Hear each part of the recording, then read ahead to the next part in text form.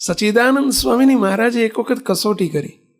સચ્ચિદાનંદ સ્વામીને મહારાજ કે સ્વામી, તમને હું સત્સંગમાંથી કાઢી મૂકું, તમે શું કરો?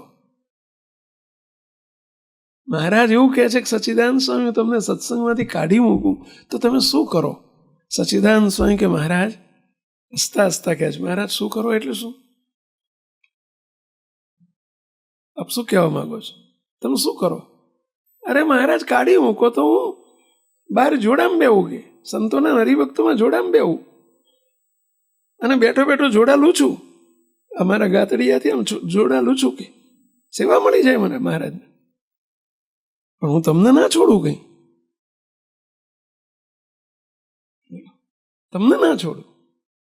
મહારાજ કે પણ હું તમને કંઈ જમવાનું ના આપવા દઉં તો આપું ને બધાને કહી દઉં સચ્ચિદાનંદ સ્વામી કંઈ જમવાનું નહીં આપવાનું, તો તમે શું કરો? ખાધા વગર શું કરો? અરે મહારાજ, કેવા પ્રશ્નો પૂછો છો તમે? તમે ખાવા ના આપો એટલે હું સત્સંગ છોડીને જતો રહું એમ માનો છો?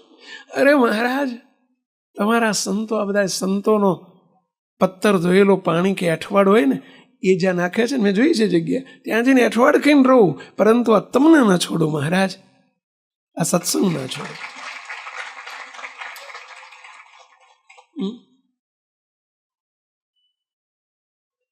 મોટા સંત છે, સચ્ચિદાનંદ સ્વામી મોટા સંત છે, અને છતાં એમ કહે છે, આને કહેવાય દાસત્વપણું, આને કહેવાય હુંનો પ્રલય, આને કહેવાય અહમનો શૂન્યાવકાશ, આને કહેવાય નિર્માનીપણું, આને કહેવાય દાસત્વપણું, આને કહેવાય ગરજુપણું, આ ભૂખ્યાપણું, મોક્ષની ભૂખ કહેવાય.